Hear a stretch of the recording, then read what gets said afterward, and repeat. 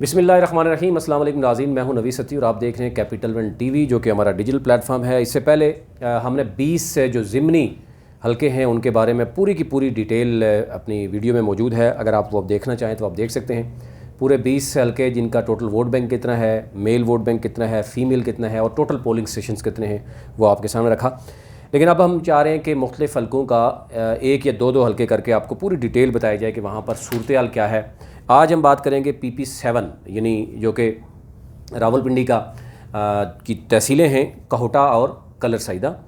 वहाँ से क्योंकि स्टार्ट हो रहा है PP7 से, और उसके बाद जो PP है वो है 83 यानी खुशाब है। तो यानी जो मुनखरिफ उसमें राजा सगीर साहब हैं जो कि आज़ाद हैसियत में इलेक्शन लड़े थे। और मैं थोड़ा सा बैकग्राउंड आपको बता दूं, जो उन्होंने वोट लिया था 44,286 उन्होंने वोट हासिल किया था। और फिर उसके बाद दूसरे नंबर पर राजा ज़फ़रुल हक के साहबजादे थे, नून लीग के प्लेटफॉर्म से वो लड़ रहे थे इलेक्शन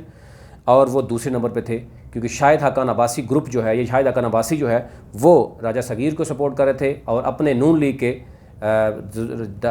राजा ज़फ़रुल हक के साहबजादे को वो सपोर्ट नहीं कर रहे थे, इसलिए वो हार गए। तीसरे नंबर पर यहाँ पर तहरीक इंसाफ के ग़ुलाम मुर्तज़ा सत्ती जो हैं वो यहाँ पर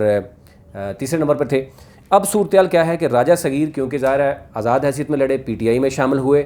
और फिर मुनखरिफ हो गए, नून लीग में चले गए। नून लीग का टिकट उनके पास मौजूद है और दूसरा टिकट है जनाब लेफ्टिनेंट कर्नल जो हैं वो हैं शब्बीर अवान। अच्छा, शब्बीर अवान जो है वो 2011 में PTI में आए, उसके बाद 2008 में वो पीपल्स पार्टी के प्लेटफॉर्म से भी पंजाब असम्बली के मेंबर रहे। ये ओवरऑल सूरत हाल है। अब कौन किसको सपोर्ट कर रहा है, कौन किसके अगेंस्ट है, कुछ लोकल डायनामिक्स होती हैं वो आपसे शेयर करते हैं। एक तो आपने देखा होगा कि बहुत ज़्यादा चर्चा हो रहा है, 3-4 दिन कबल आपने देखा होगा कि जनरल रिटायर्ड ज़हीरुल इस्लाम जो हैं किसी तारुफ के मोहताज नहीं है। उन्होंने मोटोर में बाकायदा तौर पर पब्लिक के एक गैदरिंग है, बहुत से लोग उनके पास आते जाते थे। उसके बाद उन्होंने फ़ैसला किया कि वो तहरीक इंसाफ को वोट देंगे। वो सिर्फ नहीं देंगे बल्कि जितनी भी गैदरिंग थी, जो लोग उनके पास आते जाते रहे हैं, उसमें नून लीग भी है, उसमें बाकी जो दीगर लोग हैं। और आपको पता है हर हलके में एक न्यूट्रल वोट भी होता है। न्यूट्रल वोट होता है कि उनका एज सच किसी भी पार्टी के साथ उस तरीके से बहुत ज़्यादा लगाव नहीं होता, कोई नज़रिया उनको पसंद नहीं आता, लेकिन वो जो भी हलके की हवा होती है या हलके में जो बड़े सोचते हैं उस पर वो फ़ैसला करते हैं। तो ये यानी उन लोगों ने जो जनरल रिटायर्ड ज़हीरुल इस्लाम है उन पर छोड़ा और उसके बाद उन्होंने फ़ैसला किया। तो उसके बाद आपने देखा होगा कि उनकी कुछ बातें बहुत ज़्यादा वायरल भी हुई कि वो कह रहे हैं कि न्यूट्रल तो मैं हूँ लेकिन अभी इमरान खान का साथ देने का उन्होंने फ़ैसला किया। अच्छा, इस वक्त पोजीशन क्या है नून लीग और PTI, ज़ाहिर है PP7 में पोजीशन क्या है मैं आपसे शेयर कर लेता हूँ। एक तो नून लीग की अगर सबसे पहले बात कर लेते हैं तो नून लीग क्योंकि वहाँ पर जो यूनियन कौंसिल के वाइस चेयरमैन हैं तकरीबन 65 to 70% वो राजा सगीर को सपोर्ट कर रहे हैं। शाहिद हकान अब्बासी ज़ाहिर है वो उनकी मोरल सपोर्ट भी है, आल्दो कि वो इतना ज़्यादा हल्के में अभी तक मुतहरिक नज़र नहीं आ रहे।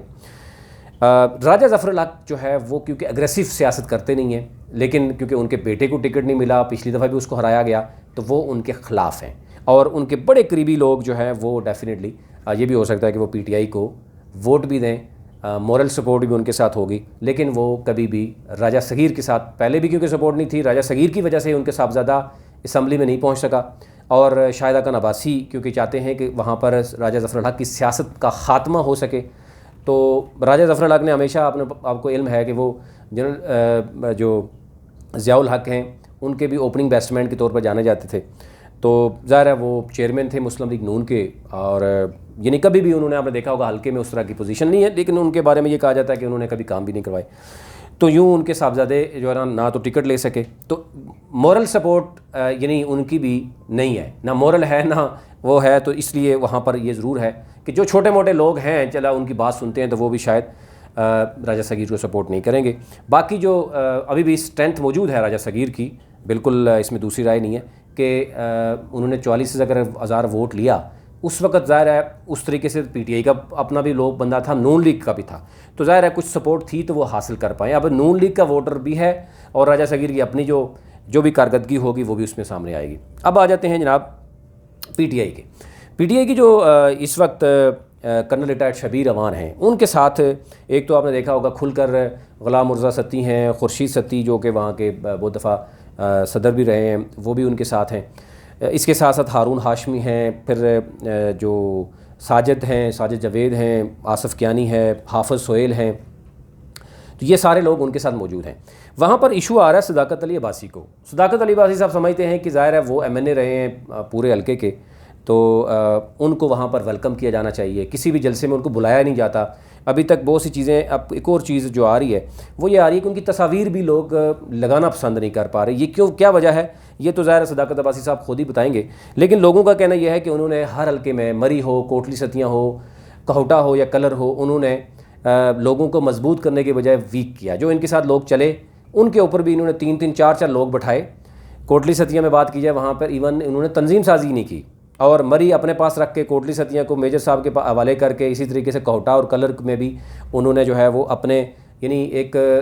سیاست میں ایک جو ان کا رویہ تھا شاید وہ کلیئر نہیں رہا، جس کی وجہ سے جو ان کے ساتھ چلنے والے لوگ تھے وہ بھی شاید ان سے نالاں ہیں، اور وہاں پر اس لیے ان کو ویلکم نہیں کیا جا رہا۔ اور وہ کوشش کر رہے ہیں ابھی بھی کہ جناب ان کو اس حلقے کی یعنی PP7 کا ان کو انچارج بنایا جائے، کمپین انچارج بنایا جائے، لیکن یہ بھی ساتھ ان کا گلہ ہے کہ ان کو وہاں کے جو لوکل لیڈرشپ ہے وہ ان کو ویلکم نہیں کرتی، جلسوں میں نہیں بلا رہی،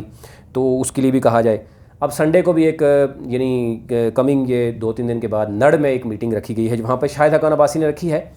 کچھ تصاویر ہیں وہ آپ سے شیئر کریں گے کہ وہ شاید اس قدر نہیں ہو سکی یا کیا وجہ ہے، لیکن اب تحریک انصاف کی ہوگی تو علم ہوگا، دونوں کو کمپیئر کر کے اندازہ کیا جا سکتا ہے کہ میٹنگ کیا کارنر میٹنگ تھی، اور اگر PTI بھی وہاں پہ پاور شو کرے گی تو پھر کیا نظر آئے گا۔ لیکن جو بھی ہے ابھی کانٹے دار مقابلہ ایکسپیکٹ کیا جا رہا ہے دونوں طرف سے۔ اب مٹور میں ظہیر الاسلام جو ہیں انہوں نے ظاہر ہے سریعام کہا کہ وہ PTI کو سپورٹ کریں گے۔ اسی طریقے سے جو بریگیڈیئر ریٹائرڈ ہیں ارشد الحق، وہ بھی ہیں، راشد الحق ہیں، ارشد الحق ہیں شاید، اور اسے سردار الیاس ہیں، 2 دفعہ وہ بھی ناظم رہے ہیں، وہ بھی PTI کو سپورٹ کر رہے ہیں۔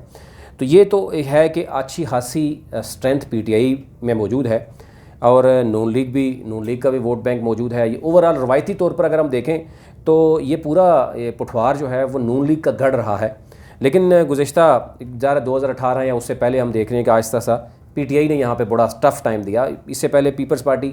رہی ہے، لیکن پیپلز پارٹی نے سروائیو شاید زیادہ دیر تک نہیں کیا۔ پنجاب میں کہیں بھی اگر آپ دیکھیں گے تو PTI کا مقابلہ ہوگا وہ نون لیگ سے ہے اور PDM سے ہے، یا پیپلز پارٹی یا PDM سے ہے۔ اوورآل 20 حلقوں کی بات کروں تو یہ اوورآل صورتحال ہے۔ اچھا حلقے کا میں اوورآل بتاؤں تو سب سے اس وقت جتنے بھی ضمنی الیکشن ہو رہے ہیں 20، سب سے زیادہ ووٹ بینک بھی PP7 کا ہے، یعنی 3,35,295 پورا ووٹ بینک ہے، اور اس میں 1,71,464 مرد ووٹ ہے اور 1,63,831 خواتین ووٹ ہے۔ ٹوٹل پولنگ اسٹیشن یہاں پر ہیں